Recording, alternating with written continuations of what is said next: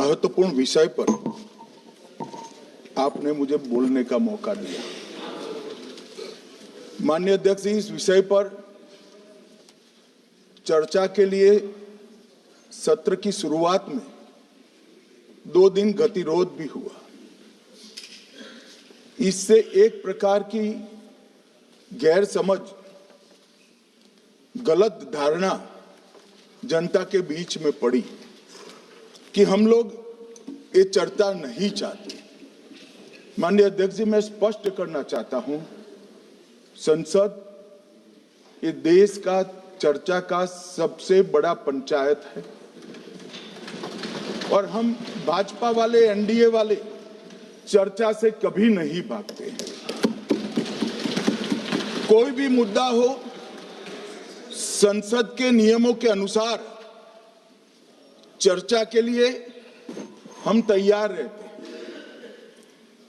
हमने 2 दिन तक विपक्ष के चर्चा करी कि इसको बाद में किया जाए, 2 सत्र बाद में किया जाए, मगर नहीं माने।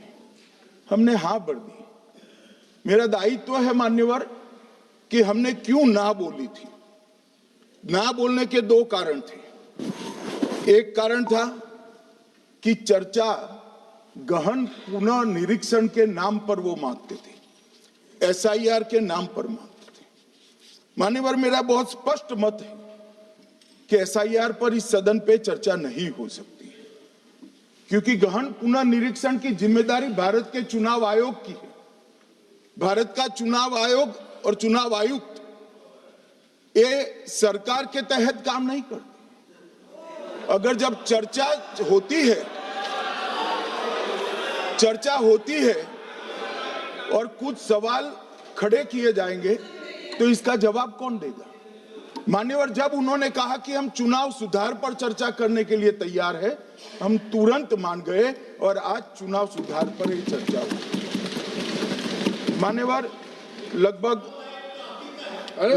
63 प्लीज मान्य दादा आप बीमार हो, मैं समझ रहा हूं, मगर बीमार ज्यादा हो तो घर पे रहा करो, यहां सदन का माहौल मत बिगाड़िए। मान्यवर, 63 सदस्यों ने प्लीज ऐसे माहौल अरे ठीक यार, रहना चाहिए। व्यक्तिगत बात है मेरी और दादा के बीच में। माहौल ठीक रहना चाहिए। मान्यवर, 63 सदस्यों ने पक्ष और विपक्ष से इस चर्चा में हिस्सा लिया है और जो चर्चा का समय हुआ था तय, उससे ज्यादा आपने समय लिया है। इसलिए भी मैं आपका धन्यवाद व्यक्त करना चाहता हूं। मान्यवर, चर्चा तय हुई थी चुनाव सुधारों के लिए, मगर ज्यादातर विपक्ष के सदस्यों ने एसआईआर पर ही चर्चा करी। अब चर्चा इन्होंने जिस तरह से शुरू करी है, जवाब तो मुझे देना पड़ेगा मान्यवर, और मैं मानता हूं उनको सुनना भी चाहिए। मान्यवर, इस एसआईआर पर, गहन पुनर्निरीक्षण पर एक तरफा 4 महीने से झूठ फैलाया और देश की जनता को गुमराह करने का प्रयास किया। और मेरा आग्रह है सदन के पक्ष और विपक्ष के सभी सदस्यों, मैंने एसआईआर की प्रक्रिया का, इससे जुड़े हुए संवैधानिक अनुबंधों का और भूतकाल में जो एसआईआर हुए वो सभी का गहन अभ्यास किया है। मैं आज आपके माध्यम से इस सदन को और सदन के माध्यम से पूरे देश की जनता को जो झूठ विशेषकर कांग्रेस पार्टी द्वारा फैलाया गया है, वो झूठ का मेरे तर्कों के हिसाब से जवाब देना चाहता हूं। आप बेटे ज्ञान मत दीजिए। मान्यवर, ये देश के संविधान में, मान्यवर, ये देश के संविधान से, संविधान के अनुच्छेदों से चुनाव आयोग की रचना हुई। एक प्रकार से चुनाव आयोग एक संवैधानिक संस्था है। संविधान के अंदर चुनाव आयोग का गठन, उसकी शक्तियां, चुनावी प्रक्रिया, मतदाता की परिभाषा और मतदाता सूची को तैयार करने और उसके सुधारने के लिए की शक्तियां, इसके बारे में स्पष्ट प्रावधान किए गए। और मान्यवर, बड़ी विनम्रता से मैं बताना चाहता हूं कि प्रावधान जब किए गए तब हमारी पार्टी बनी ही नहीं थी। हमारी पार्टी के अलावे जो लोग हैं, इन लोगों ने संविधान सभा में चर्चा कर कर संविधान को बनाया था।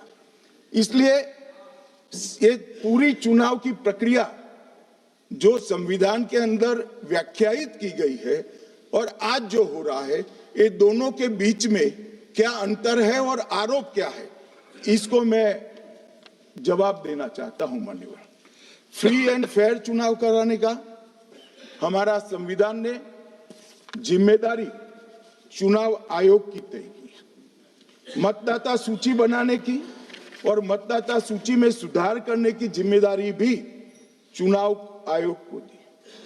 अनुच्छेद संविधान के भाग 15 में अनुच्छेद 324, इसमें चुनाव आयोग का गठन, चुनाव आयुक्त की नियुक्ति, लोकसभा, राज्यसभा, विधानसभा, उपराष्ट्रपति और राष्ट्रपति, ये सभी चुनाव का संपूर्ण नियंत्रण संविधान ने चुनाव आयुक्त को दिया है। और चुनाव आयुक्त एक से ज्यादा हो तो इलेक्शन कमिश्नर को दिया है। अब 325 जो अनुच्छेद है, वो किसी भी पात्र मतदाता को मतदाता सूची से बाहर नहीं रखा जाता, इसका प्रावधान करता है। मगर 326 एक गहन पुनर्निरीक्षण के लिए, एसआईआर के लिए बहुत महत्वपूर्ण है।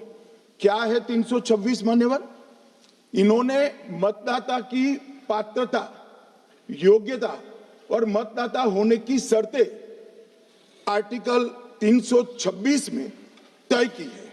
और वो शर्तें क्या है? सबसे पहली शर्त है कि मतदाता भारत का नागरिक होना चाहिए, विदेशी नहीं होना चाहिए। ये सबसे पहली शर्त। और ये कह रहे हैं कि चुनाव आयोग क्यों ये कर रहा है? भाई, इसका दायित्व है, इसलिए कर रहे हैं। दूसरी है 18 साल से ज्यादा आयु का व्यक्ति मतदाता बन सकता है।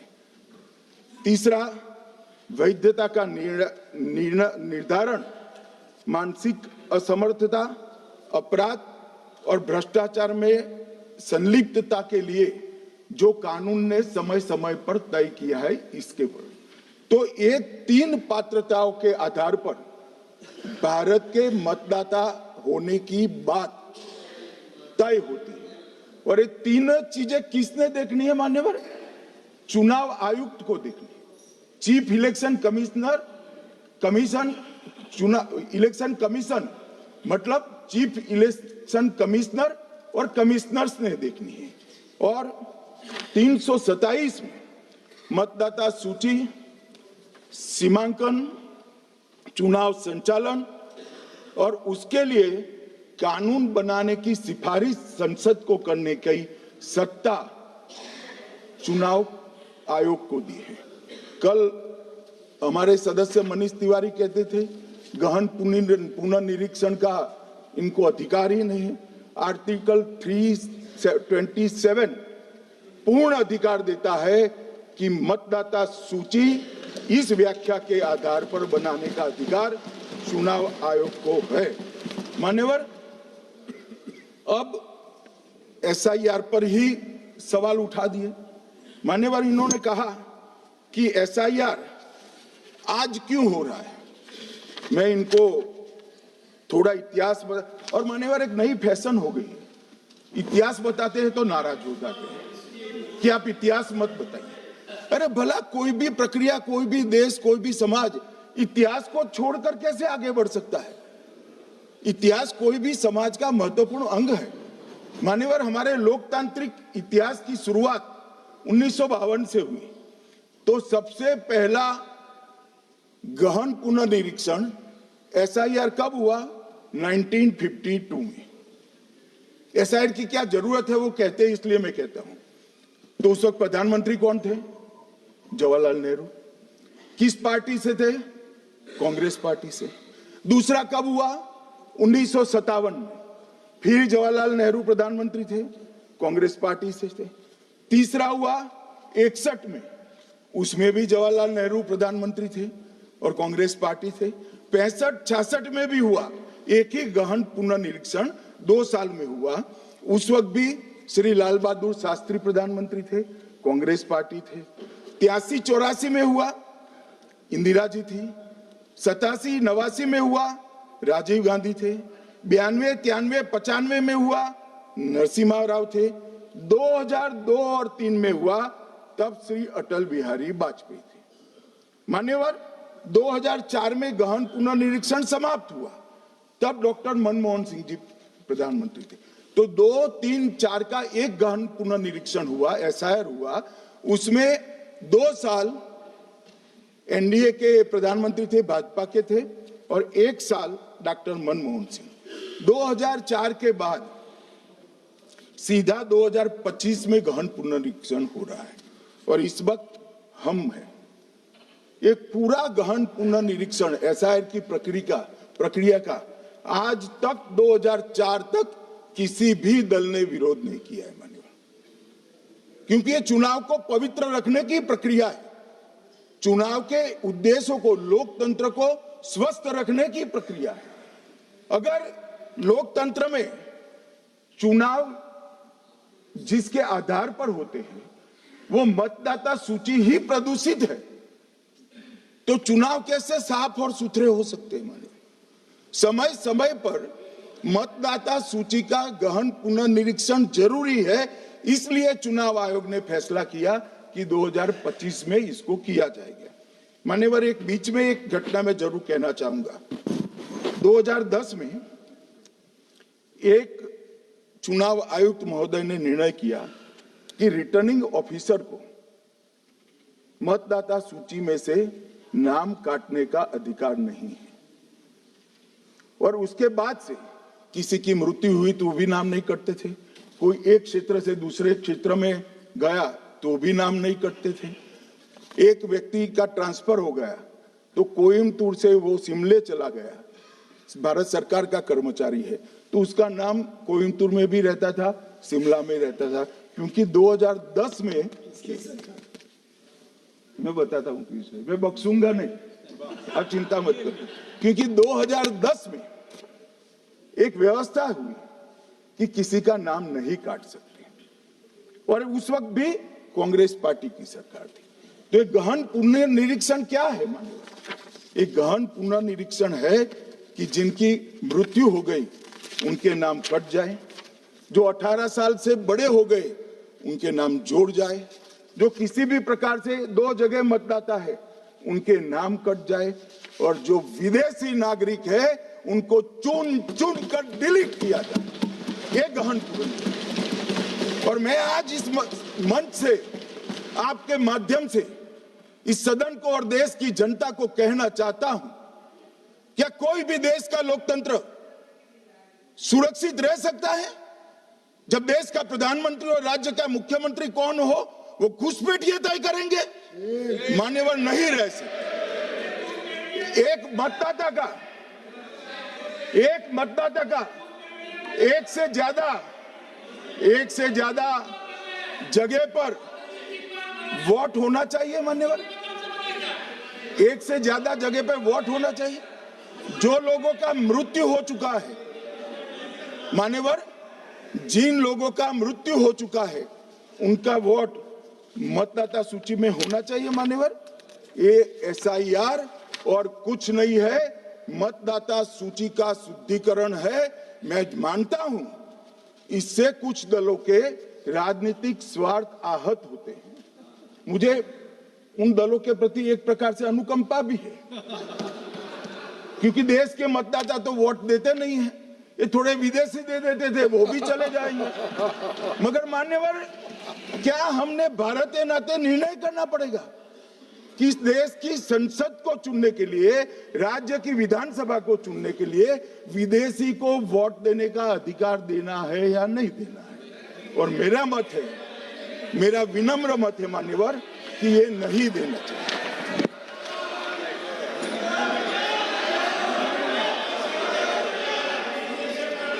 दादा बैठ जाइए प्लीज प्लीज। मान्यवर,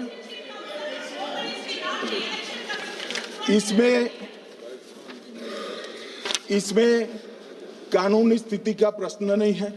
अभी सांसद महोदया बोला कि इलेक्शन कमीशन का अधिकार नहीं है। लाल बाबू हुसैन 1995 में एक वाद हुआ मान्यवर, भारत की सर्वोच्च अदालत तक वो वाद पहुंचा। लाल बाबू हुसैन बनाम मतदाता रजिस्ट्रेशन ऑफिसर 1995 में इसका जजमेंट आया और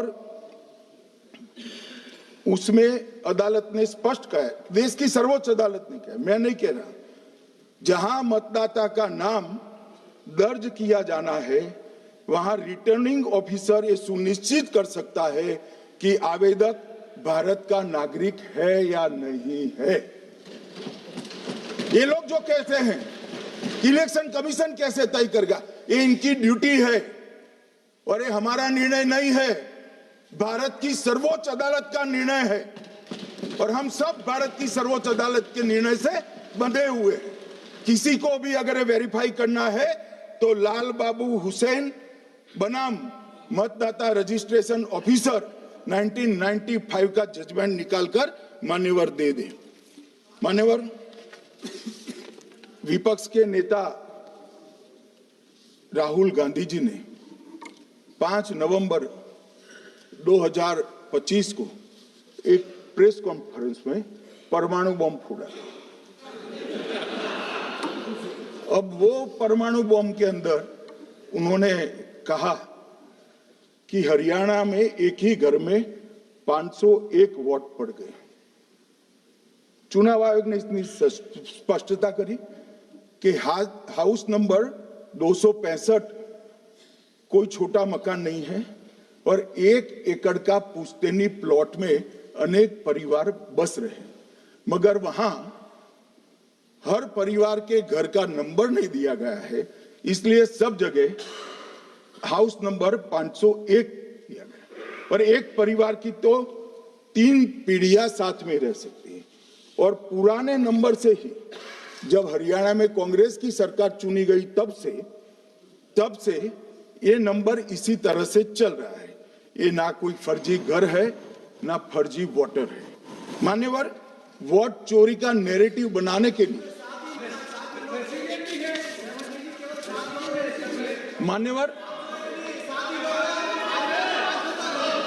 मान्यवर बिहार में भी मेरा भाषण पूरा हो जाने दो। नहीं, आप अभी पूरा भाषण नहीं, कई बार नाम आएगा।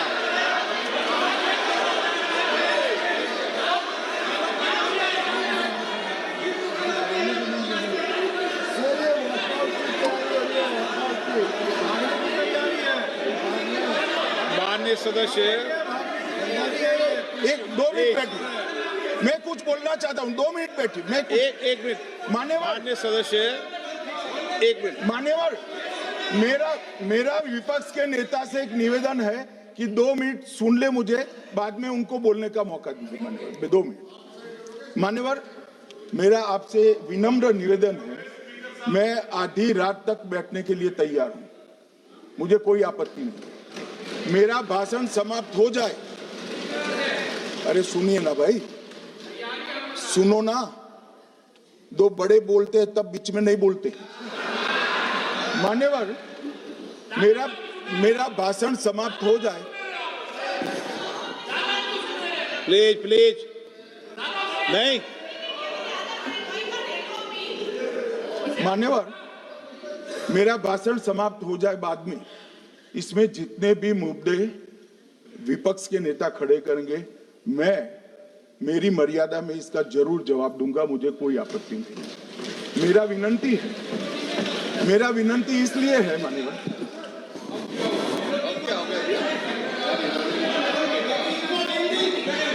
एक मिनट, उनको पूरी बात करने दें। हाँ हाँ, मान्यवर, मेरा विनंती भी मान्यवर, नो प्लीज डिबेट नहीं करते बेटे। मान्यवर, मेरा विनंती इसलिए है कि शायद वो जो मुद्दा खड़ा करना चाहते हैं उसका जवाब मेरे आगे भाषण में आ जाएगा तो मुद्दा ही नहीं बचेगा, इसलिए मैं कह रहा हूं मुझे पूरा सुन लिया जाए। मान्यवर, बिहार में एक मतदाता की उम्र 34 साल बताई गई, 34 साल की है, इसको 124 साल बताया गया। सच था कि इसमें उम्र 124 बार छपी थी। बाद में मिंता देवी जी ने खुद बताया कि उन्होंने ऑनलाइन आवेदन किया था और वो ऑनलाइन आवेदन करने में गलती हो गई, इसके कारण उम्र 124 बार साल छपी थी। अब इसके आधार पर मतदाता सूची पर प्रश्न कर दिए। सुबोध कुमार नवादा, प्रेस कॉन्फ्रेंस में कहा गया कि एक राजनीतिक दल के बीएलए है, इनका नाम कभी आया ही नहीं, वो भी सच नहीं निकला। रंजू देवी रोहतास, उनको कहा कि एक कार्यकर्ता, उन्होंने बाद में रंजू देवी जी ने स्टेटमेंट दिया, जबरन बुलाकर उनकी वोटर लिस्ट से नाम काट लिया गया, ऐसा आरोप हुआ। तो रंजू देवी ने यही कहा कि कांग्रेस के कार्यकर्ताओं को कहने पर मैंने गलत जानकारी दी थी। मान्यवर, ये जो प्रेस कॉन्फ्रेंस हुई और उसने जिस प्रकार का देश में माहौल बनाया, चलो ये तो मैंने आरोप जो लगाए थे और सत्य क्या है कहा, मगर मैं विपक्ष के नेता ने जो प्रेस कॉन्फ्रेंस में कहा कि मतदाता सूची ठीक नहीं है, इसको सुधार करना चाहिए, तो भाई गहन पुनर्निरीक्षण क्या है, एसआईआर क्या है, मतदाता सूची का सुधार करने की प्रक्रिया है, और वो कर रहे हैं तो भी विरोध कर रहे हैं, पुरानी मतदाता सूची कर रहे हैं तो भी विरोध कर रहे हैं। भाई मतदाता सूची पुरानी हो या नहीं, आपका हारना तय है, ये मतदाता सूची से नहीं होगा। मान्यवर, उन्होंने कहा, अपने लॉजिक के समर्थन में कहा कि भारतीय जनता पार्टी को कभी एंटी इनकम्बेंसी का सामना नहीं करना पड़ता। मान्यवर, एंटी इनकम्बेंसी इनके खिलाफ होती है जो जनहित के विरुद्ध काम करे। ये बात सही है कि भाजपा को एंटी इनकम्बेंसी का फायदा विरोध बहुत कम करना पड़ता है। हमारी सरकारें बार बार चुनकर आती हैं, चाहे राज्य में है या केंद्र में, परंतु ऐसा नहीं है कि हम 2014 के बाद एक भी चुनाव नहीं हारे। छत्तीसगढ़ में 18 में हारे, राजस्थान में 18 में हारे, मध्य प्रदेश में 18 में हारे, कर्नाटक में भी 14 के बाद हारे, तेलंगाना में हम जीत नहीं पाए, चेन्नई में हम जीत नहीं पाए, बंगाल में भी हम हारे। भाई तो तब तो ये मतदाता सूची बहुत अच्छी होती है, टप से नए कपड़े पहनकर आप शपथ ले लेते हो। उस वक्त मतदाता सूची का विरोध नहीं करते हो, और जब मुंह की पटखनी पड़ती है बिहार की तरह, तब मतदाता सूची का विरोध करते हो। माननीय मेरे दोहरे मापदंड नहीं चलेंगे लोकतंत्र में। जब आप जीतते हो तब चुनाव आयोग महान है, जब आप हारते हो तो चुनाव आयोग निकम्मा है, बीजेपी का कहने पर चलता है। जब आप जीतते हो मतदाता सूची अच्छी है, मतदाता सूची अच्छी है, और जब आप हारते हो तो मतदाता सूची खराब है। मान्यवर, मुझे कोई आपत्ति नहीं, इस प्रकार का भ्रांति फैलाए तो फैलाए, मेरा दायित्व है कि इस देश की जनता को एक ड्यूअल स्टैंडर्ड की जानकारी देना, जो मैं आज इस सदन में खड़े होकर दे रहा हूं। मान्यवर, आगे पर भी मैं इस विषय को कहूंगा, और ढेर सारे आरोपों के मेरे पास जवाब है। जो 3 प्रेस कॉन्फ्रेंस में, एक सादा प्रेस कॉन्फ्रेंस, एक एटम बम वाला प्रेस कॉन्फ्रेंस, एक परमाणु बम वाला, ये तीनों में क्या हुआ, इसके सारे जवाब मेरे पास है। मान्यवर, अब ये कहते हैं कि 2-2 जगह है, 2-2 जगह मतदाता है। मान्यवर, किन किन लोगों के दो दो जगह मतदाता में, इसमें जिनके नाम दो जगह रजिस्टर्ड है उसका दोष नहीं निकालता मैं, क्योंकि एक जगह से कोई व्यक्ति दूसरी जगह गई तो 2010 के बाद इसको डिलीट करने का अधिकार आरओ के पास से ले लिया गया। इसके कारण ये विसंगतियां खड़ी हुई है। किसके हैं? श्री प्रशांत किशोर जी के दो जगह मतदाता है, पवन खेरा जी का भी है, तेजस्वी यादव का स्वयं का है, टी सिद्दीकी एनआईसी केरल के नेता का है, मान्यवर संजय सिंह आप पार्टी के नेता के हैं, एक किशोरी पेडनेकर यूबीटी शिवसेना के हैं, इनका भी है। मान्यवर सामान्य गलतियां हैं, क्योंकि एक नियम आ गया, जिसका जब वोट काटने का जिसका अधिकार है उसको रोक लिया गया, तो आरओ वोट काट नहीं सकता था, इसलिए दो जगह रह गए। अब वो ही एक गहन पुनर्निरीक्षण से सुधरना है, मगर आप गहन पुनर्निरीक्षण को वोट चोरी कह रहे हो। मान्यवर, वोट चोरी किसको कहते हैं वो मैं बताना चाहता हूं, और हमारे यहाँ कुछ परिवार ऐसे हैं जो पूछते नहीं वोट चोरी करते। अच्छा बोलिए आप। हाँ बोले आप, बोले। हाँ बोले आप, बोले। स्पीकर सर, मेरा कल एक सवाल था जो हिंदुस्तान के इतिहास में पहली बार डिसीजन लिया गया कि इलेक्शन कमिश्नर्स को फुल फुल इम्यूनिटी दी जाएगी। ठीक है, ये है ना, इसका जवाब इसका पीछ में खत्म नहीं किया सर। इसके पीछे जो थिंकिंग थी वो हमें सबसे पहले बताएं। ठीक है। दूसरी बात, नहीं, हरियाणा की जहां इनने बात की, इन्होंने एक उदाहरण लिया, वहां पर अनेक उदाहरण हैं। वो भी आपने दिया था ना, 19 वो भी आपने दिया था, 19 इसलिए दिया वो भी। 19 लाख वहां पे फेक लोग वो उदाहरण आपने दिया था, इसलिए उसका जवाब दिया। और ये भी हमें बता दीजिए, actually let us have a debate on my press conference. Let us go, let us have very good idea, let us have a debate on my press conference. Amit Shah ji, I challenge you to have a debate on the three press conferences. Please. ठीक है, बैठ जाइए। माननीय, please माननीय, आपने बात करी, please. ये डिबेट ही तो चल रही है। उत्तर प्रदेश में और हरियाणा में दोनों चुनाव में वोट कैसे दे रहे हैं? प्लीज ये भी जवाब दे दीजिए। माननीय गृह मंत्री जी। मान्यवर, पहली बात मैं स्पष्ट करना चाहता हूं, मैं 30 साल से विधानसभा और संसद में जनप्रतिनिधि के रूप में चुनकर आता हूं। मुझे लंबा अनुभव है संसदीय प्रणाली का। विपक्ष के नेता महोदय कहते हैं कि पहले मेरी बात का आप जवाब दीजिए, मैं सुनना चाहता हूं। आपकी मुनसफी से संसद नहीं चलेगी, मेरे आप बोलने का क्रम मैं तय करूंगा, इस तरह से नहीं चलेगी संसद। मान्यवर, उनको धैर्य रखना चाहिए, मेरा जवाब सुनने का।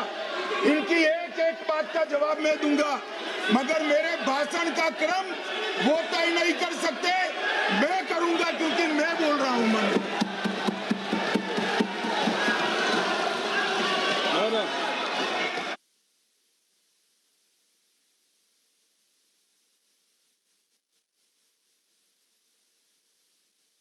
एक मिनट गृह मंत्री जी, एक मिनट गृह मंत्री, क्या गलत बोला उन्होंने यही बोला, आपने जो बात उठाई है मुझे कब बोलना है मैं तय करूंगा, यही बोला ना, उसमें क्यों उत्तेजित हो रहे हो आप?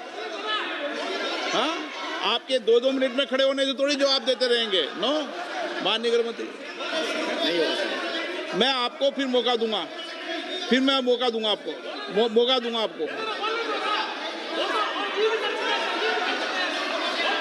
हाँ बोलिए, सर, ये बोलिए। आपने अगर अमित शाह जी का रिस्पांस देखा तो ये कंप्लीटली डिफेंसिव रिस्पांस है, ये घबराया हुआ रिस्पांस है, ये डरा हुआ रिस्पांस है। अब सुनिए पूरी बात, प्लीज माननीय, नो, सच्चा रिस्पांस नहीं है। माननीय गृह मंत्री जी,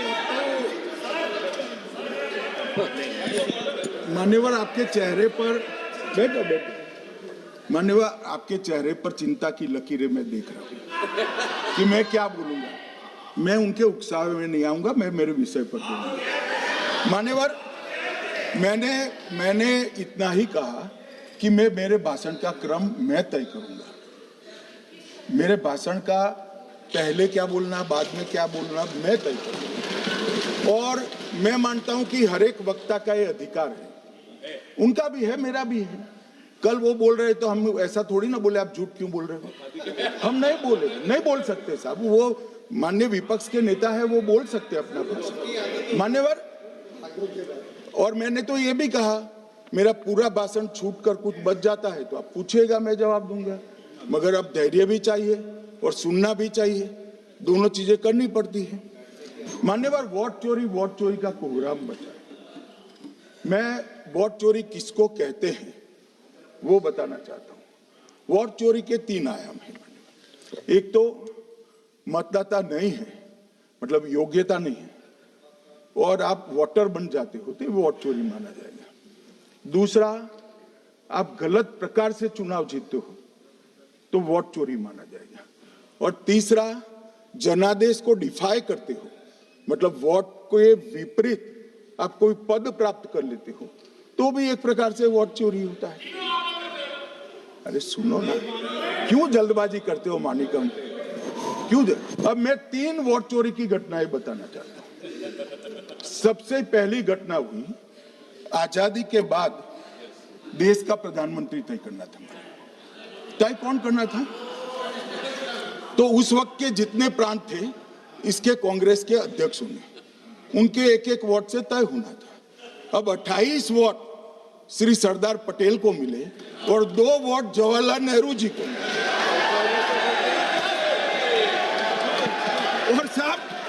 और साहब प्रधानमंत्री जवाहरलाल जी बने।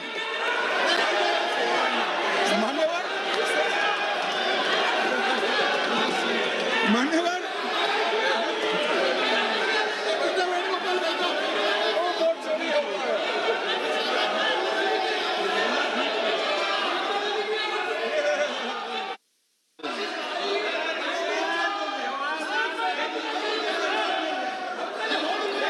प्लीज, माननीय गृह मंत्री जी, माननीय गृह मंत्री जी,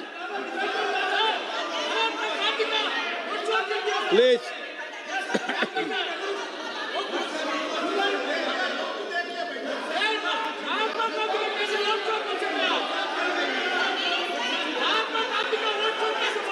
बैठो बैठो, बैठिए माने, प्लीज प्लीज प्लीज।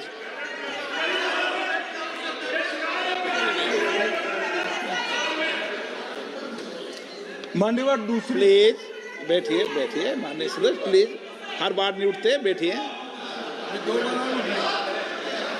मान्यवर दूसरे प्रकार की वोट चोरी और नैतिक तरीके से चुनाव जीतना, ऐसी वोट चोरी भी भूतकाल में एक बार हुई थी। श्रीमती इंदिरा गांधी रायबरेली से चुनी गई। इलाहाबाद हाईकोर्ट में श्री राजनारायण पहुंचे कि चुनाव नियमों के अनुसार नहीं हुआ।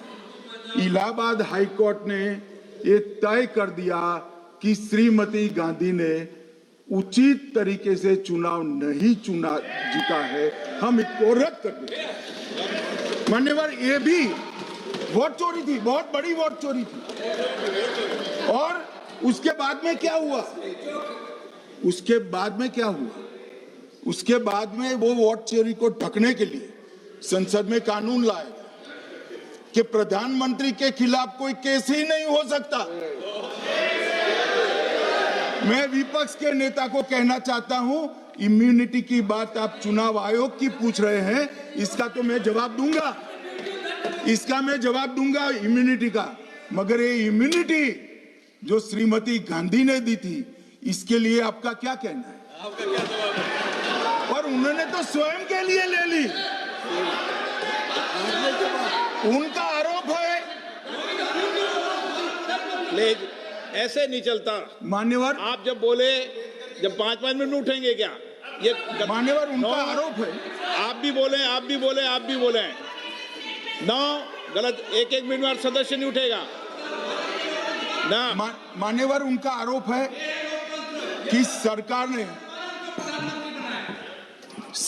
ने बनाया तो लोकतंत्र ने बनाया, तो जो समय का केस था वो बताया है, आगे का तो बताया। मोदी जी को भी सब लोगों ने प्रधानमंत्री बनाया है भाई, आपकी कृपा से नहीं बने हैं। मान्यवर,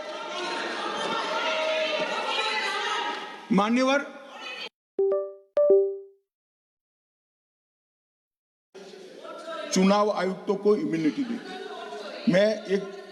इनका आरोप सत्य नहीं है, मैं इसकी बात बाद में करता हूं, परंतु हमने तो चलो मानो चुनाव आयुक्त को इम्यूनिटी दी, श्रीमती गांधी ने तो अपने आप को इम्यूनिटी दी थी। और फिर जब ये संवैधानिक सुधार के वायरस चैलेंज हुए तो वो केस जीतने के लिए 2, 3 और 4 नंबर के सर्वोच्च न्यायालय के जज को बाईपास कर चौथे नंबर के जज को चीफ जस्टिस बनाया और वहां केस भी जीत लिया। और मान्यवर, ये तो इतिहास है, कौन झुठला सकता है?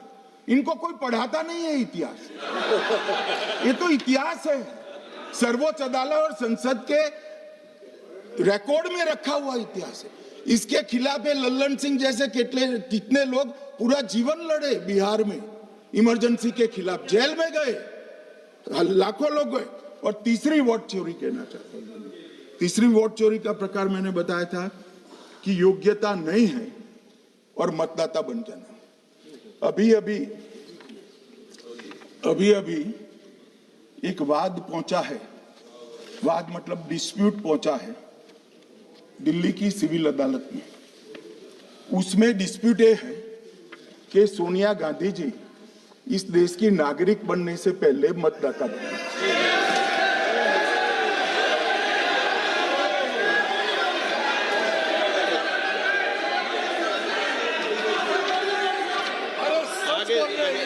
आगे सुनो, बोल क्या रहे, पूरी बात तो सुनो। मान्यवर,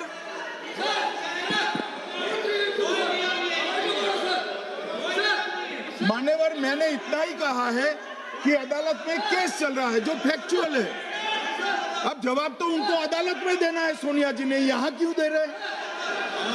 अदालत में जवाब देना है।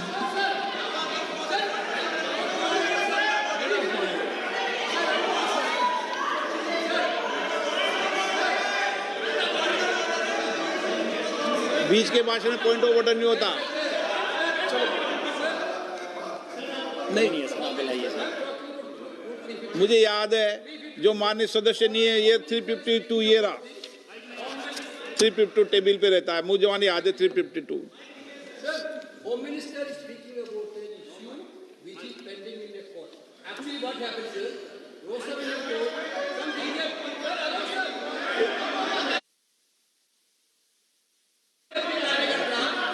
filed a case on Madam Sonia Gandhi's voting on that 80. Sir, that Ross Avenue Court dismissed that case without, there is no substance in that case. After that, the same person given an appeal. Gandhi not even voted in that election. I am challenging Home Minister. Okay. Sonia Gandhi not even voted that election. Can you prove it? Can you prove it? Sir, misleading statement a Home Minister doing. Sir, you are. What is this, sir? एक minute please दादा, एक minute please. No, बैठिए। No मान्य please. देखिए मान्य सदस्य 2 दिन से मैं चर्चा को सुन रहा हूं और 2 दिन से चर्चा को सुन रहा हूं और 352 आपने भी पढ़ा है, मैंने भी पढ़ा है, ठीक है ना। कई बार इधर से भी उधर से भी इस विषय को कई बार बोला गया है। जब डिबेट चलती है उसके संदर्भ में कई विषयों को बोला जाता है, ठीक है ना। और इसीलिए सुनिए बात, माननीय गृह मंत्री जी ने आपने आधी बात सुनकर हर 2-2 मिनट में उठने लगोगे, ऐसे चर्चा नहीं होती। आप उनकी पूरी बात को सुनिए, क्या संदर्भ था, उन्होंने कोई फैसला नहीं दिया है, उन्होंने एक जानकारी जो आई है वो जानकारी सदन के पटल पे रखी है। अब मुझे सुनिए तो, अब आपने एक मुद्दा खड़ा किया, मुझे जवाब तो देने दीजिए। मान्यवर, मैंने कुछ ऐसा नहीं कहा, मैंने सिर्फ इतना कहा है कि एक वाद दायर हुआ है दिल्ली की अदालत में, मैंने कोई कंक्लूजन नहीं कहा।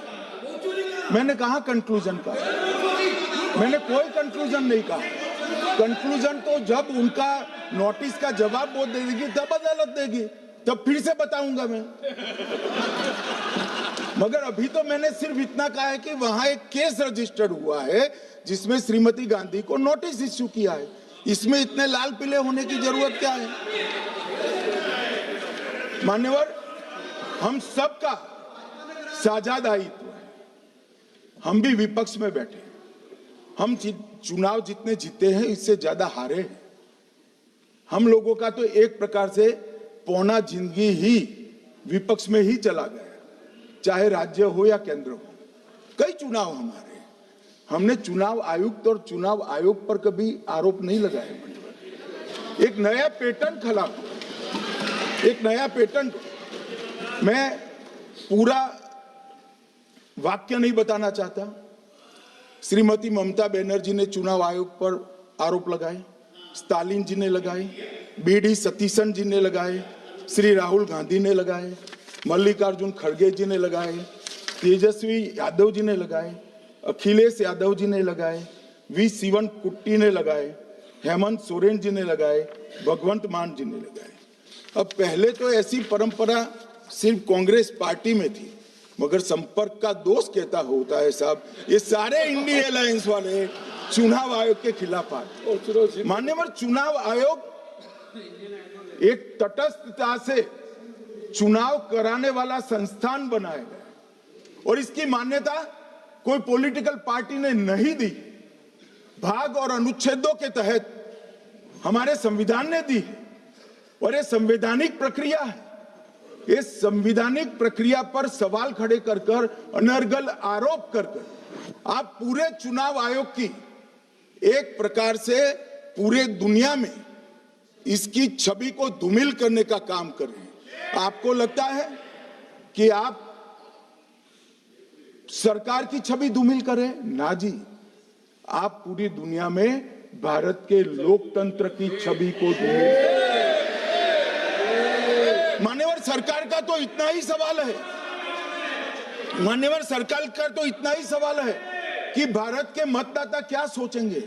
मगर मतदाता का सोचने का सवाल नहीं है। मतदाता को तो मालूम है कि हमने तो वोट दिया है इसलिए चुनकर आए हैं, तो उसके मन में कोई डाउट नहीं है। ये वोट चोरी करते रहे, घुसपैठिया बचाओ यात्रा निकाली और बिहार में 2/3 बहुमत से हम जीते। मान्यवर, ये जो नई परंपरा शुरू हुई कि देश के अंदर चुनाव न जीते तो चुनाव आयोग को बदनाम करो, चुनाव प्रक्रिया को बदनाम करो, मतदाता सूची को बदनाम करो, ये हमारे लोकतंत्र का भला नहीं करेगी। यही आयुक्त के, यही सरकार के होते हुए आप कई चुनाव जीते, हम कुछ नहीं बोले, हम पार्टी में बैठकर इसकी मीमांसा की, मगर ये लोग चुनाव आयोग पर। प्लीज नो, आप बैठिए, आप ठीक है बैठिए। माननीय सदस्य प्लीज प्लीज। मान्यवर, मैं थोड़ी स्पष्टता के लिए आंकड़ा देना चाहता हूं। मई 14 में श्रीमान नरेंद्र मोदी इस देश के प्रधानमंत्री बने, तब से उनको आपत्ति है।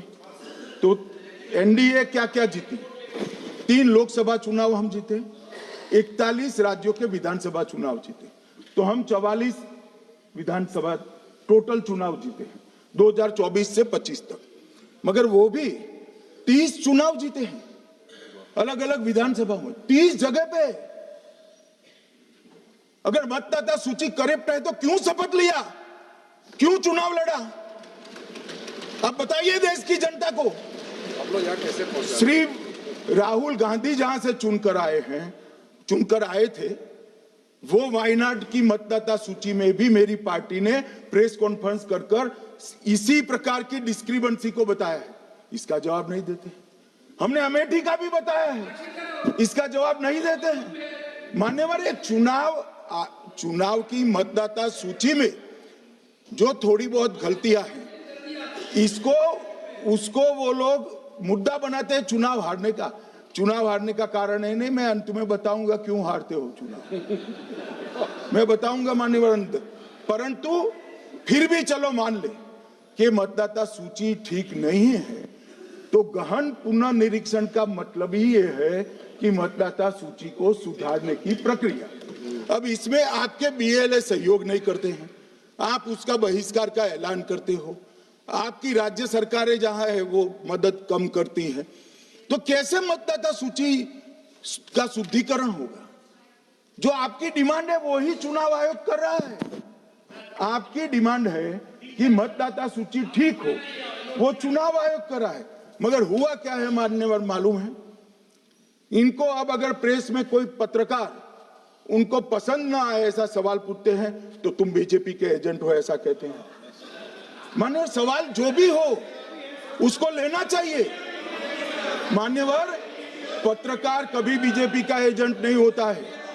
मगर आप अगर ऐसा मानते हो कि लोकतंत्र में आपको पसंद आए ऐसे ही सवाल पत्रकार पूछे, तो ये नहीं हो सकता। इमरजेंसी नहीं है भाई, इमरजेंसी नहीं है। मान्यवर, एक प्रेस में कोई सवाल पूछता है तो कहते हैं बीजेपी के एजेंट हो। केस हारते हैं तो जज पर आरोप कर देते हैं, चुनाव हारते हैं तो ईवीएम पर आरोप करते हैं। ईवीएम की दलील अब गले नहीं उतरती तो वोट चोरी का मुद्दा लेकर आए। वोट चोरी का मुद्दा लेकर पूरा बिहार में यात्रा निकाली, फिर भी हार गए। अब हारने का कारण आपका नेतृत्व है, ये हारने का कारण ईवीएम और मतदाता सूची नहीं। और अगर ये मानते हैं मान्यवर,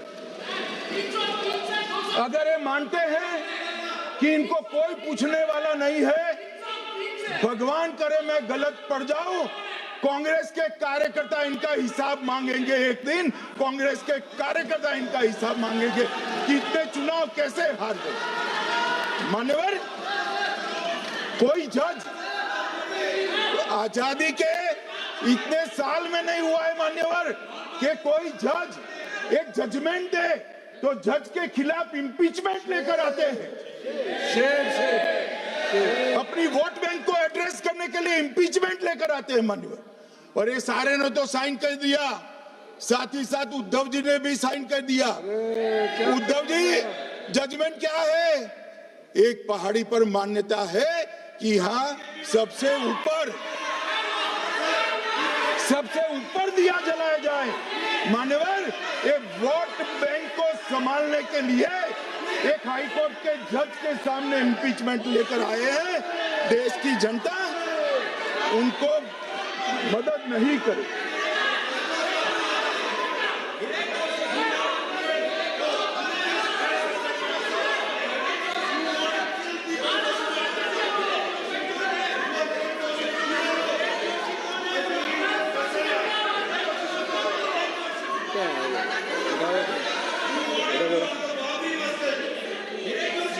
प्लीज नो, माननीय गृह मंत्री जी।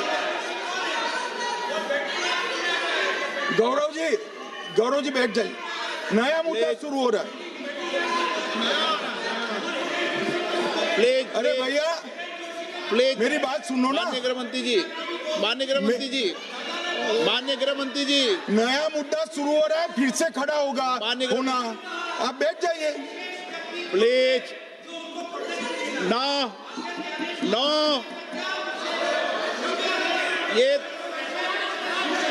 ये तरीका नो। मणिकम जी प्लीज बैठिए। नो, ये तरीका ठीक नहीं है। प्लीज बैठे। हर आपको ज्यादा समस्या है क्या हर 2 मिनट में खड़े होने की? हर 2 मिनट में खड़े होने की समस्या है क्या आपको लोगों? बैठिए, ऐसे नहीं चलेगा। मान्यवर, 2014 के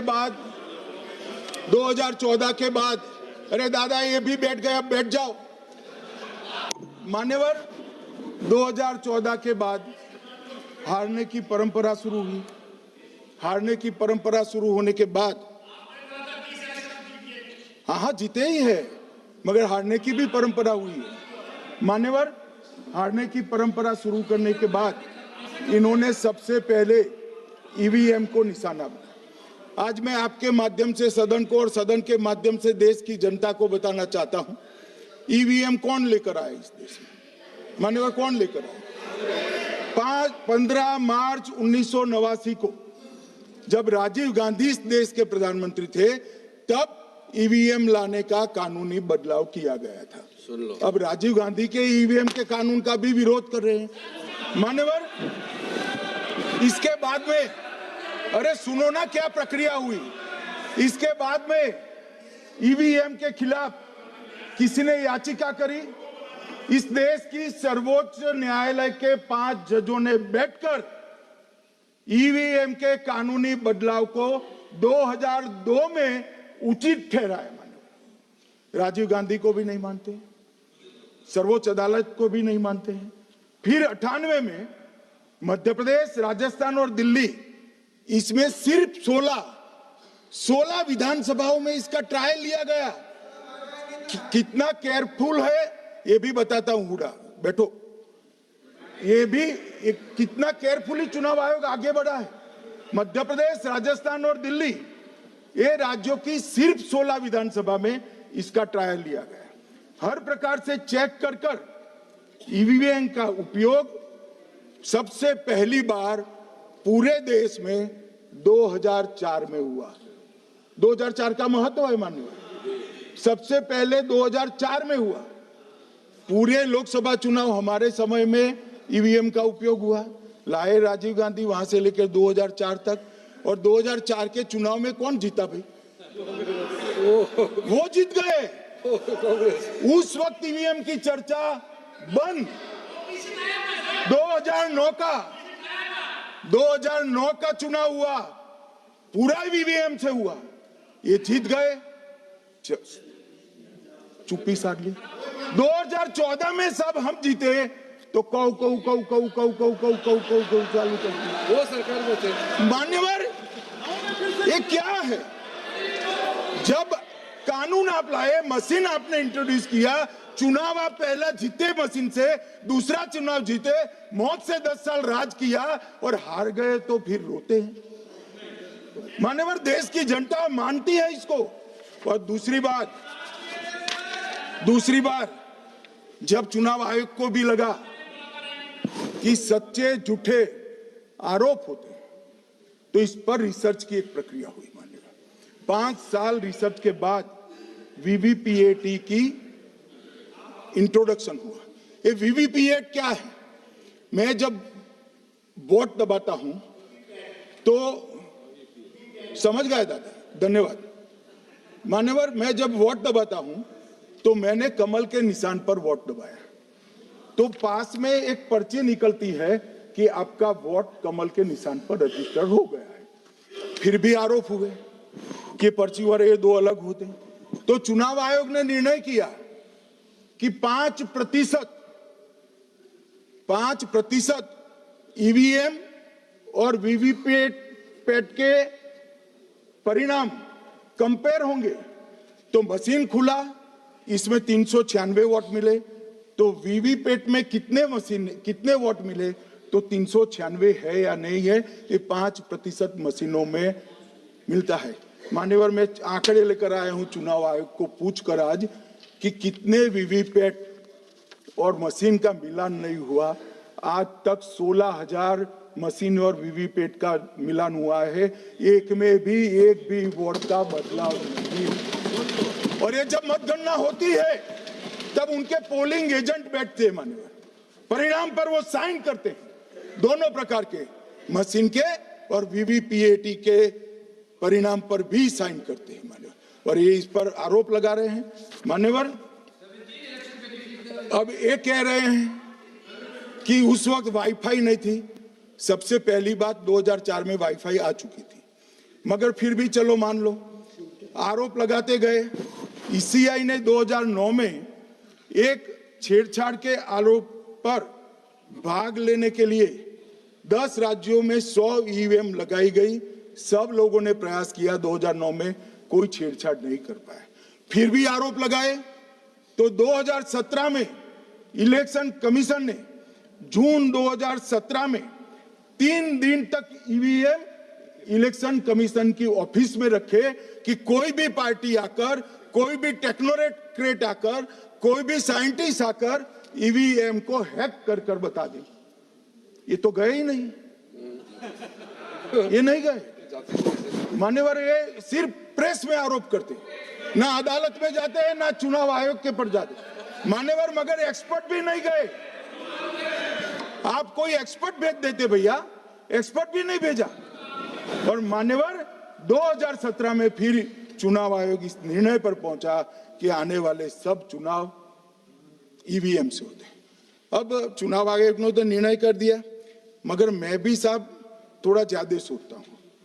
तो मैंने सोचा साला ये चुनाव आयोग कहता है कुछ नहीं हो रहा है, कुछ नहीं हो रहा है, तो ये लोग आरोप क्यों लगा?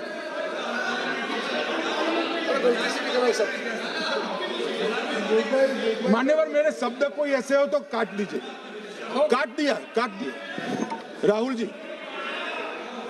मान्यवर, मैंने सोचा कि भाई कुछ गलती नहीं है, मान्यवर कोई गलती नहीं है, तो ये लोग विरोध क्यों कर रहे हैं? फिर मुझे याद आया कि मान्यवर, जब इनके जमाने में चुनाव होते थे, बिहार और यूपी में सरकारें बनाती होती थी, पूरे के पूरे वोट के बक्से हाईजैक कर लिए गए। ईवीएम आने से ये बंद हो गया, ईवीएम आने से बंद हो गया। और मान्यवर, चुनाव की चोरी बंद हुई है, इसलिए पेट में दर्द हो रहा है। ईवीएम का दोष नहीं है, चुनाव जीतने का तरीका जनादेश नहीं था, करप्ट प्रैक्टिसेस थी, इसके कारण चुनाव जीतते थे। अब आज ये पूरे एक्सपोज हो चुके हैं। जब जनादेश पर चुनाव होता है तो आप जीत सकते हो, जीतो, स्वागत है उसका, मगर जब हारते हो तो अन्य कारण बताना, जैसे पहले मैंने कहा, ऐसा बताना, ये ठीक नहीं है। मान्यवर, कल मैंने लीडर ऑपोजिशन का भाषण स्वयं यहां बैठकर सुना है। पूरा भाषण उनका धागों में उलझ गया, थ्रेड्स में उलझ गया। मान्यवर, ये कहते हैं पीएम का शेड्यूल देखकर चुनाव आयोग चुनाव तय करता है। मेरा सभी सांसद महोदय से करबद्ध निवेदन है कि चुनाव होने के पहले के 1 महीने पीएम का शेड्यूल, और पीएम को लगभग 24 और 16 कितना होता है, 40 महीना हो गया। इसमें से किसी भी 1 महीने का शेड्यूल दिखाओ। पीएम की गति ही इतनी है, कोई भी महीना उठाओगे तो इतने ही प्रवास करते हैं। मान्यवर, इसको चुनाव का कोई लेन देन नहीं है। हमारे प्रधानमंत्री जनसंपर्क में आजादी के बाद सबसे ज्यादा प्रवास करने वाला प्रधानमंत्री। और मैं जानता हूं साहब, मैं जानता हूं नरेंद्र मोदी जी को 2001 से मैं बता सकता हूं, एक भी दिन की छुट्टी नहीं, एक भी वैकेशन नहीं, लगातार जनता का काम करना। मैंने कभी नहीं देखा उनको वैकेशन में। कई बार इनका अनुकरण करने का प्रयास करते हैं तो बीपी बढ़ जाता है। इतना ये फिर उठ जाएंगे। मान्यवर, ये पूरी चर्चा चुनाव सुधार पर थी। मैंने आज ये भी जांच करा,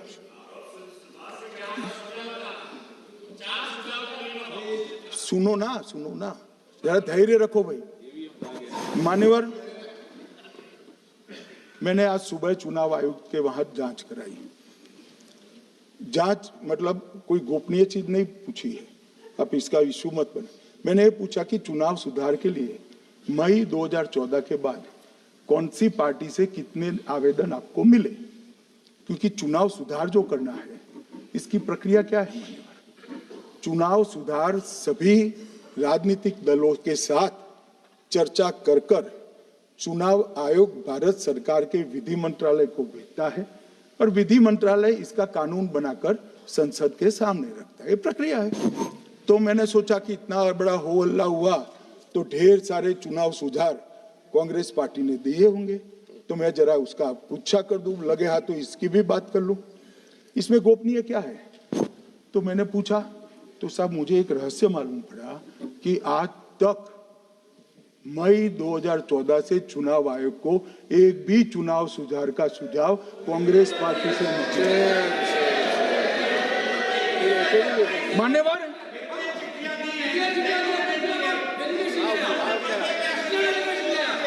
बैठे बैठे मैं बताता हूं मान्यवर। मैं जवाब पूछोगे क्या?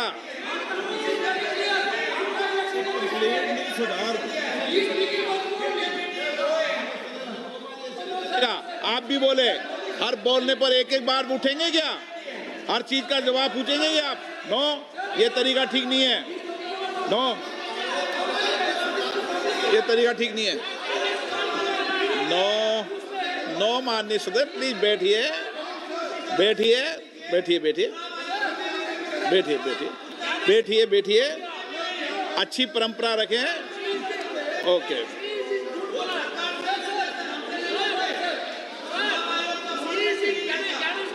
नो नो प्लीज, हर 2 मिनट नहीं उठते। अच्छी है।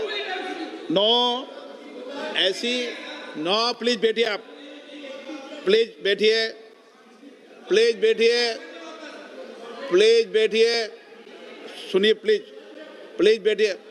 माननीय सदस्यगण, ये कभी परंपरा नहीं रही कि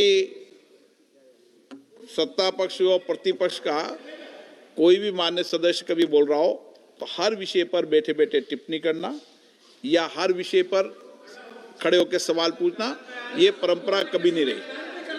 आपने भी भाषण दिया आज, आपको कोई ने बीच में उठ के पूछा कोई ने?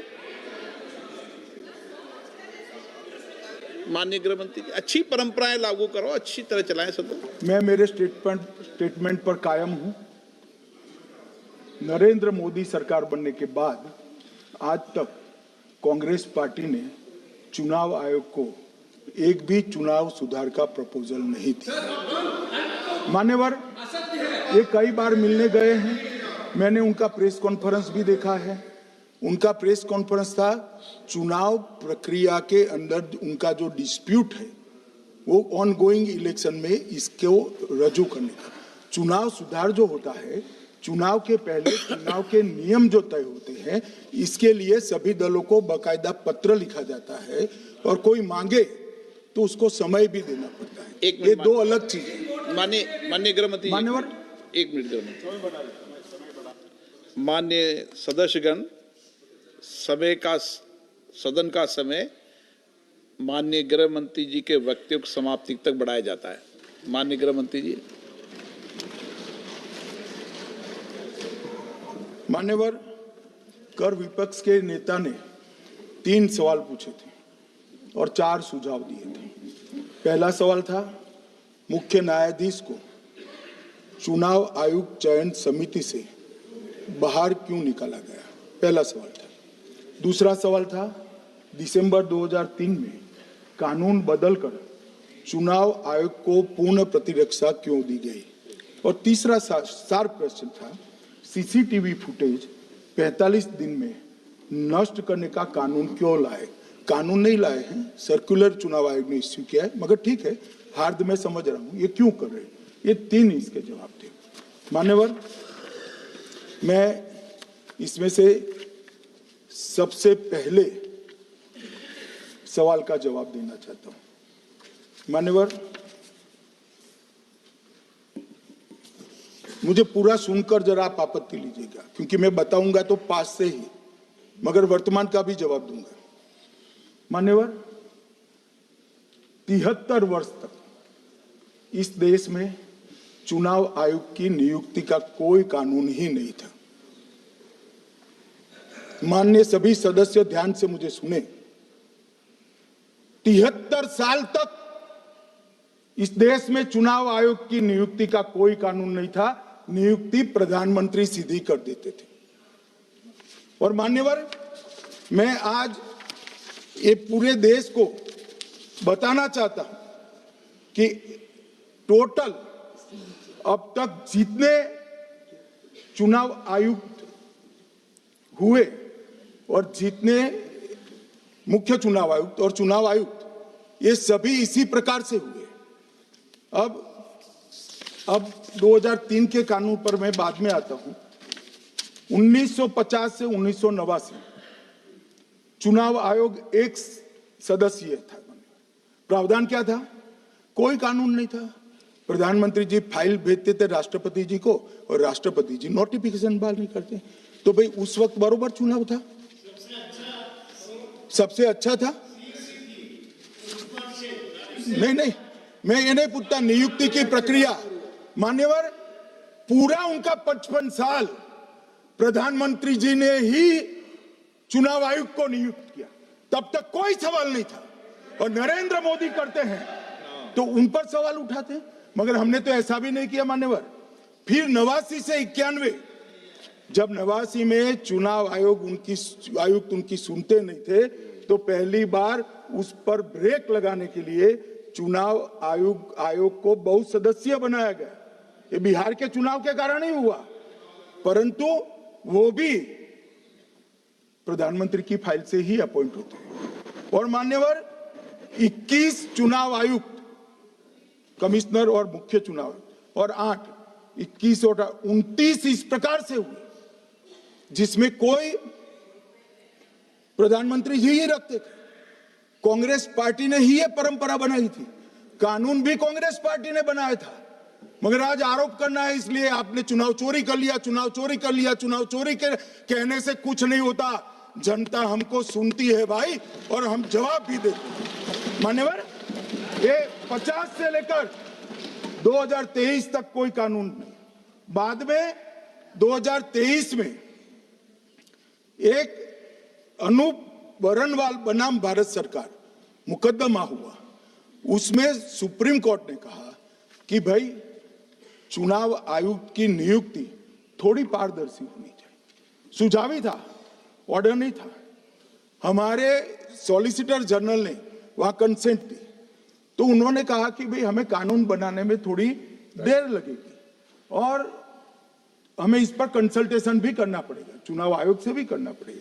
तो उन्होंने कहा ठीक है, अगर आप सहमत हैं, मैं जजमेंट और आर्गुमेंट पढ़कर अगर आप सहमत हैं तो जब तक कानून नहीं बनता, चीफ जस्टिस ऑफ इंडिया की अध्यक्षता में एक कमेटी बने और प्रधानमंत्री और विपक्ष के नेता इसके मेंबर।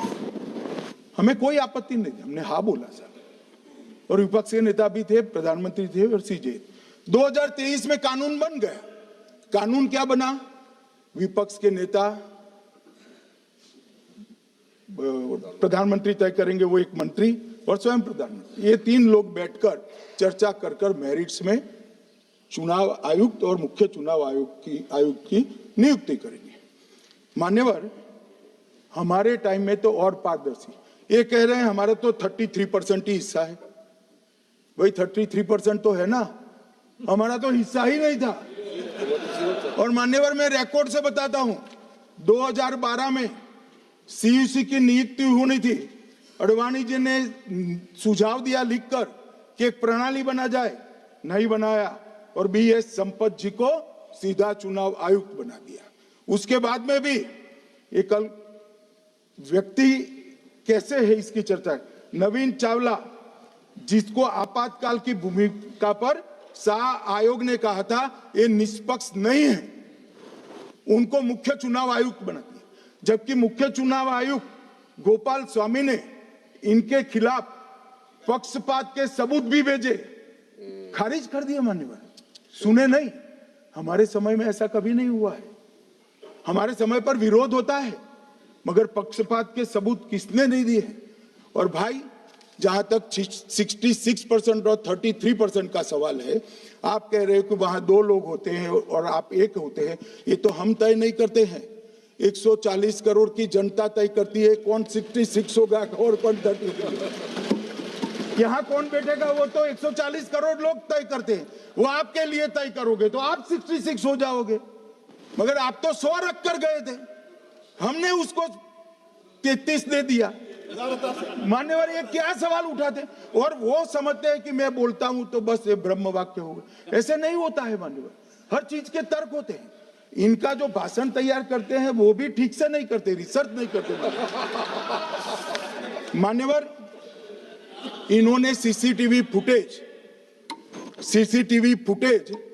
45 दिन में इलेक्शन कमीशन ने नष्ट करने का निर्णय किया, इस पर आपत्ति उठाई। मान्यवर, जन प्रतिनिधित्व अधिनियम 1951 की धारा 81 में एक प्रावधान है। प्रावधान क्या है? उम्मीदवार चुने जाने के बाद 45 दिन में चुनाव याचिका दायर कर सकते हैं। 45 दिन के बाद इसको कोई चुनौती नहीं दे सकता। ये नियम 1991 में बना, तब उस वक्त सीसीटीवी फुटेज नहीं था। सीसीटीवी फुटेज बाद में चुनाव आयोग ने एक सर्कुलर से रूल्स में बदलाव कर ऐड किया। अब किया क्या है चुनाव आयोग ने?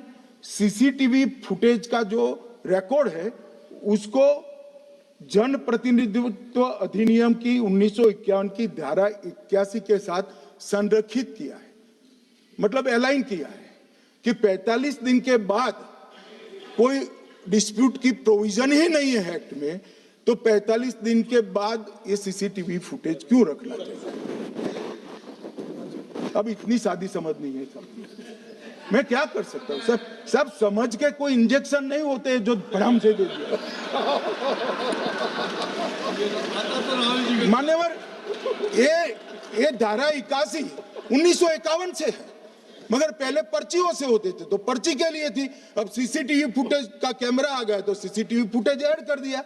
मान्यवर, उन्होंने कहा, और इस वक्त जब सीसीटीवी फुटेज जब प्रक्रिया में ऐड किया, तब स्पष्ट चुनाव आयोग ने कहा था कि सीसीटीवी रिकॉर्डिंग संवैधानिक दस्तावेज नहीं है, ये आंतरिक प्रबंधन है।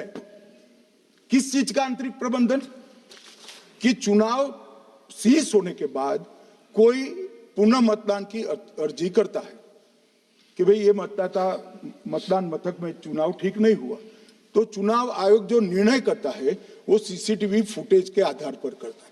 पहले मौखिक करता था, टेक्नोलॉजी आई, सीसीटीवी फुटेज स्वीकार कर लिया। अब ये आंतरिक प्रबंधन के लिए है मान्यवर। फिर भी चुनाव आयोग का जो निर्णय मैं बताता हूं, उन्होंने कहा सामान्य जनता को एक्सेस होना चाहिए। रूल्स बनाया गया है, सामान्य व्यक्ति सीसीटीवी फुटेज उच्च न्यायालय में जाकर 45 दिन के अंदर ऑर्डर करा सकता है। अब ये कहेंगे 45 दिन में जजमेंट नहीं आएगा, मगर उच्च न्यायालय इतना ऑर्डर कर सकता है कि ये सीसीटीवी फुटेज आप डिस्ट्रॉय मत करना। मान्यवर, राजनीतिक दलों को एक्सेस देने का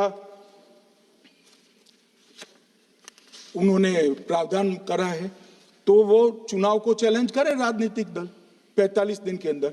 ऑटोमेटिक जो चुनाव चैलेंज होता है मान्यवर, उसका सीसीटीवी फुटेज नियमों से हम चुनाव आयोग रिजर्व कर देता है।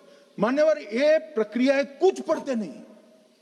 इसके बाद पॉलिटिकल एजेंटों को एक्सेस होनी चाहिए। पॉलिटिकल एजेंट भी मान्यवर हाईकोर्ट से इसको प्राप्त कर सकता है। अब करते कुछ नहीं, एक बिना हाईकोर्ट में अर्जी करी, ना चुनाव आयोग में करी, और सीसीटीवी फुटेज का बहाना लेकर बोलने लगे। अब इतने लाखों बूथों का सीसीटीवी फुटेज हर नागरिक मांगने लगा कोई कारण के बगैर, तो किस प्रकार से चुनाव आयोग दे सके? किस प्रकार से दे सकते हैं? यहां हुआ क्या है, सब प्राप्त करना चाहते हैं वो प्रेस कॉन्फ्रेंस कर। उनको लगता है कि मेरी प्रेस कॉन्फ्रेंस ये संवैधानिक प्रावधान के तहत होती है। ऐसा नहीं होता है। वे प्रेस कॉन्फ्रेंस जो करते हो जिन मुद्दों का, इसकी लीक कर अर्जी दे दो, टपक से मिल जाएगी सारी दिख, मगर अर्जी नहीं करते, कोर्ट में नहीं जाते हैं, चुनाव आयोग में नहीं जाते हैं, और चुनाव चोरी हो गया, चुनाव चोरी हो गया, चुनाव चोरी हो गया करते। मान्यवर ऐसे नहीं चलेगा। इस देश को, लोकतंत्र को आप धूमिल नहीं कर सकते और सबने सीखना चाहिए और भाषण ढंग से तैयार करने का भी सीखना चाहिए। मान्यवर,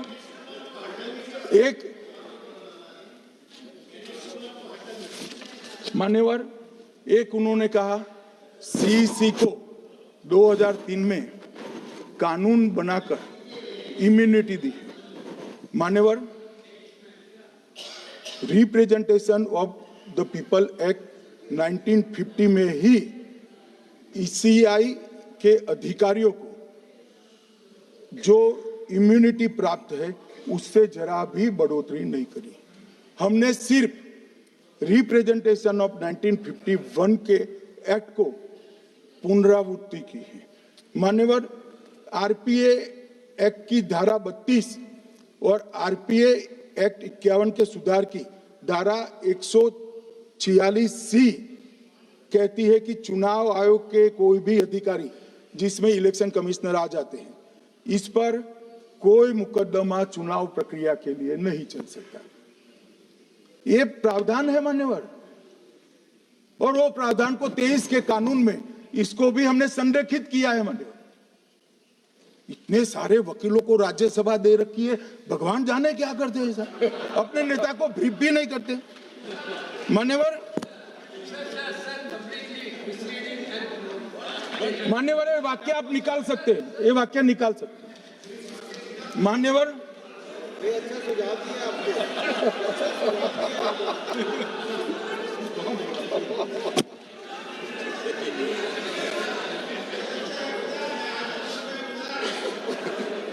मान्यवर, फिर ये सब हो रहा कल देर रात को मान्यवर मैं मेरा भाषण तैयार कर रहा, तो मैंने अपने आप को पूछा कि ये सब इतना स्पष्ट है तो ये मुद्दा क्यों उठा रहे। मेरी समझ में अगर इतना पढ़कर आता है तो उन्होंने भी तो पढ़ा होगा, ये मुद्दा क्यों उठा रहे। मूल मुद्दा है अवैध घुसपैठियों को मतदाता सूची में रखने। इन लोगों ने मान्यवर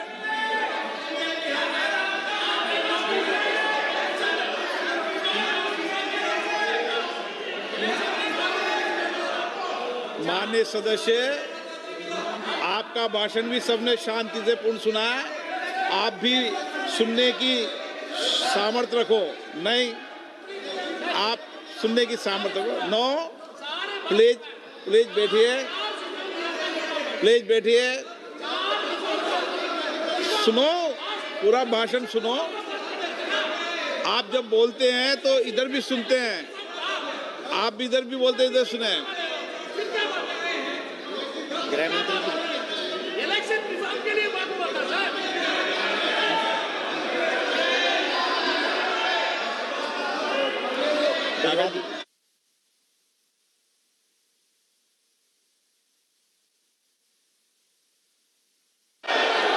माननीय सदस्य, आप जब बोलते हैं तो इधर भी सुनते हैं, पूरे सुनने की क्षमता रखो। सर, ये लोग डर गए हैं, जवाब नहीं सुन सकते हैं।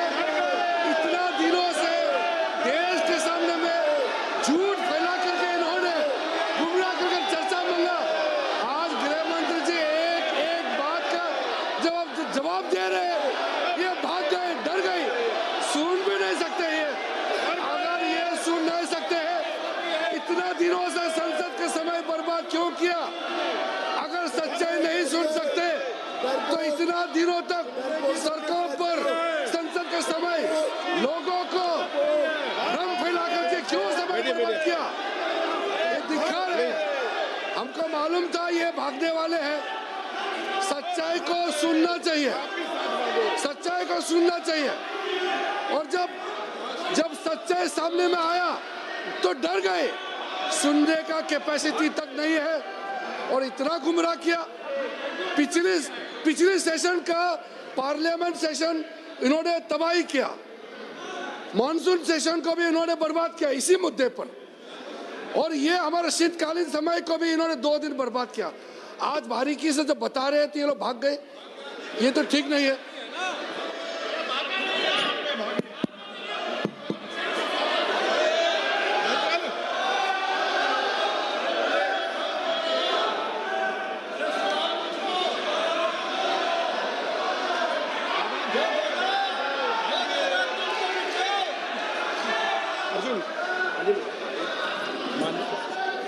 मान्यवर, ये 200 बार भी बहसकार करेंगे, एक भी अवैध घुसपैठियों को इस देश में हम वोट नहीं देंगे।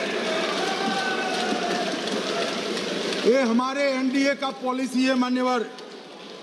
डिटेक्ट मतलब ढूंढो, डिलीट करो, मतदाता सूची में नाम काटो और उनको डिपोर्ट करो। हम संवैधानिक प्रक्रिया कर कर डिटेक्ट, डिलीट और डिपोर्ट ये पूरा करेंगे। ये क्यों सदन छोड़कर भाग गए?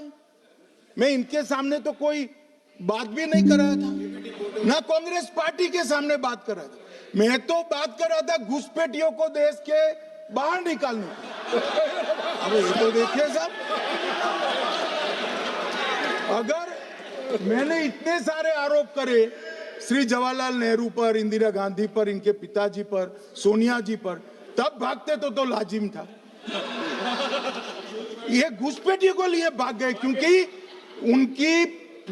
उनकी हमारी पॉलिसी है डिटेक्ट, डिलीट और डिपोर्ट। उनकी पॉलिसी है नॉर्मलाइज कर दो घुसपैठ को, उसके बाद में मान्यता प्रदान कर दो और चुनाव में मतदाता सूची में डालकर फॉर्मलाइज कर दो। मगर साहब ये लंबे समय तक नहीं चलना। मैं मेरे मन से मानता हूं, मेरे पार्टी के सिद्धांत तो है ही, मगर मैं मानता हूं कि जनसांख्यिकी में इतना बड़ा परिवर्तन देश के लिए बहुत बड़ा खतरा है। यह देश एक बार जनसांख्यिकी के आधार पर बढ़ चुका है और हम नहीं चाहते कि आने वाली पीढ़ी ये देश के भी बंटवारे दिखे। इसलिए ये बहुत जरूरी है कि इस देश से घुसपैठ को रोकना पड़ेगा।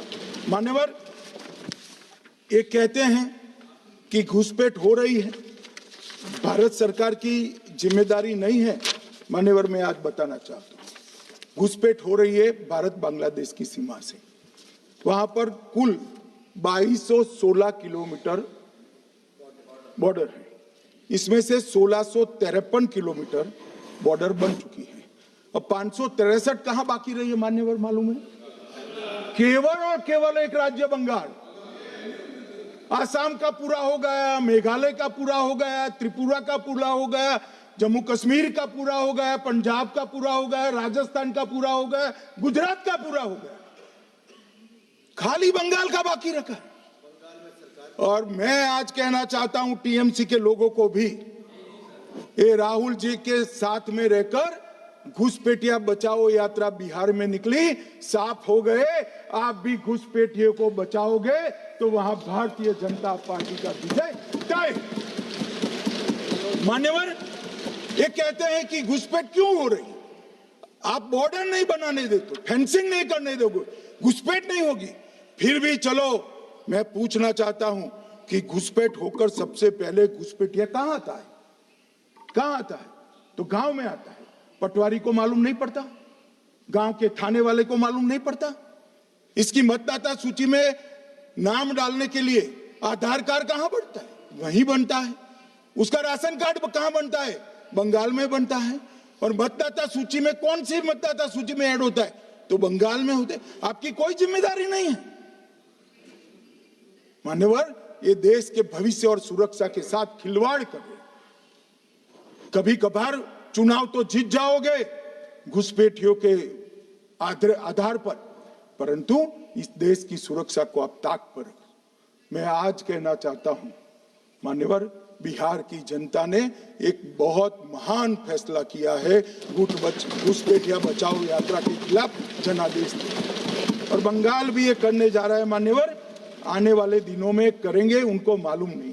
मान्यवर, मैं एक कल राहुल गांधी जी ने एक विषय कहा था कि सारी संवैधानिक संस्थाएं आपने करप्ट कर दी। मैंने पूरा बताया कि चुनाव आयोग की नियुक्ति के पहले क्या नियम थे। उन्होंने ये कहा कि महत्वपूर्ण पद पर आरएसएस की विचारधारा के लोग रख लिए जाते हैं।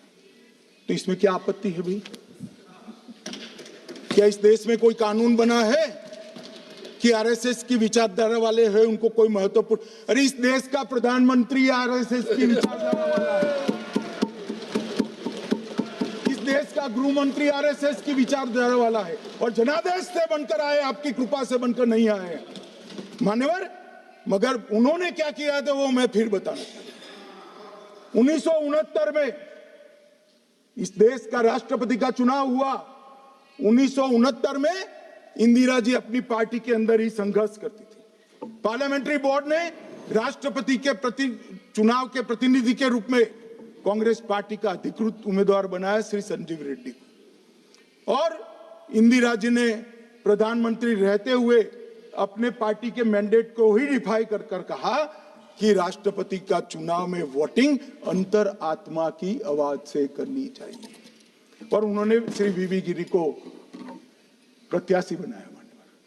और फिर हुआ क्या, अल्पमत में थी वो, संजीव रेड्डी जी के वोट ज्यादा थे। जीतने के लिए उन्होंने कम्युनिस्टों से समाधान किया और इस देश की सारे संस्थान पर, शिक्षा संस्थान पर, महत्वपूर्ण संवैधानिक पद पर कम्युनिस्टों को बिठाने का काम इंदिरा गांधी जी ने, और वहीं से इस देश के विमर्श को बदलने का काम किया है, वहीं से किया है। वामपंथी विचारधारा इस देश के प्रकृति को, इस देश के स्वभाव को, इस देश की जनता को स्वीकार्य नहीं है, और इसीलिए वामपंथी लुप्त हो गए मान्यवर। उन्होंने इस देश के युवा धन को वामपंथी विचारधारा पर डाइवर्ट करने का काम किया है, जो 2014 से फिर से नरेंद्र मोदी जी ने इसको एक अच्छी तरीके से, लोकतांत्रिक तरीके से परिष्कृत करने का काम कर रहे हैं मान्यवर। और ये कह रहे हैं कि आरएसएस की विचारधारा वालों को रखते हैं। कोई ऐसा कानून नहीं है मान्यवर कि आरएसएस की विचारधारा वाला व्यक्ति कोई, आरएसएस की विचारधारा क्या है? देश के लिए मरना ही आरएसएस की विचारधारा है। देश को समृद्धि के परम शिखर पर ले जाना ही आरएसएस की विचारधारा है। देश की संस्कृति का झंडा बुलंद करना ही आरएसएस की विचारधारा। ये क्या समझाते हैं? हम ऐसे मान लेंगे? हम नहीं डरते साहब किसी से, हम नहीं डरते। मैं मेरी ही बात करता हूं। मैं तो 10 साल का था और नारे लगाता था, आसाम की गलियां सुनी है, इंदिरा गांधी खूनी है। हम तो वहां से लड़ते लड़ते आए हैं, हम नहीं डरते मान्यवर। और मान्यवर, इन्होंने कहा कि वोट चोरी से जीतते हैं, वोट चोरी से नहीं जीते हैं। आपने सर्जिकल स्ट्राइक का विरोध किया, इसलिए हम जीते। आपने एयर स्ट्राइक का विरोध किया, इसलिए जीते हैं। आपने 370 हटाने का विरोध किया, इसलिए जीते हैं। आपने राम मंदिर बनाने का विरोध किया, इसलिए जीते हैं। आपने घुसपैठियों को हटाने का विरोध किया, इसलिए जीते हैं। आपने सीएए का विरोध किया, इसलिए हम जीते हैं। आपने ट्रिपल तलाक हटाने का विरोध किया, इसलिए जीते हैं। और आप 1 नेशन 1 इलेक्शन का विरोध कर रहे हो, इसलिए हम फिर से जीते हैं मान्यवर। 60 करोड़ गरीबों के घर में इस देश के प्रधानमंत्री जी ने घर पहुंचाया, गैस पहुंचाया, पानी पहुंचाया, शौचालय पहुंचाया, 5 किलो अनाज मुफ्त पहुंचाया और 5 लाख तक की दवाइयां मुफ्त कर दी। क्या समझते हैं कि वोट चोरी कर कर जीते हैं? इस देश के इंफ्रास्ट्रक्चर को 40 साल देख लीजिए और हमारे 11 साल देख लीजिए, इंफ्रास्ट्रक्चर को 3 गुना बढ़ाने का काम हमारे प्रधानमंत्री नरेंद्र मोदी, और इसलिए जनता हमें जिताती है। और मैं तो अभी भी कहना चाहता हूं, चले गए हैं मान्यवर, मैं अभी भी कहना चाहता हूं, यार कांग्रेस पार्टी तुझे टिकट तो देती नहीं है मान्यवर। मैं अभी भी कहना चाहता हूं, एसआईआर का विरोध करोगे तो बिहार की जगह बंगाल और तमिलनाडु में भी साफ मान्यवर। इस 140 करोड़ की जनता का जनादेश ईश्वर का आदेश होता है। हमारे यहाँ तो कहते हैं ना कि जनता ही जनार्दन है, तो जनता का फैसला श्री कृष्ण का फैसला होता है, जनार्दन का फैसला। और वो जनता के फैसले को ये लोग वोट चोरी इस तरह की भाषा का प्रयोग करते हैं। जनता देख रही है, जनता आंख मूंद कर नहीं बैठी मान्यवर। मैं तो धन्यवाद करना चाहूंगा हमारे पार्लियामेंट्री अफेयर्स मिनिस्टर का कि इन्होंने तो एक अलग रास्ता कर SIR पर चर्चा कर ली, वरना इनका झूठ एक तरफा जनता में जा रहा था। आज आपने भी मुझे इतना विपुल मात्रा में समय दिया, जरूरत पड़ी वहां प्रोटेक्शन भी दिया, मुझे संरक्षण दिया, इसलिए मैं आपका भी धन्यवाद करना चाहता हूं। और अंत में फिर से एक बार श्री राहुल गांधी के भाषण लिखने वालों को कहना चाहता हूं कि तथ्य ढंग से ढूंढ कर लिखे, इनकी यहां पर तकलीफ होती है। सभा की कार्रवाई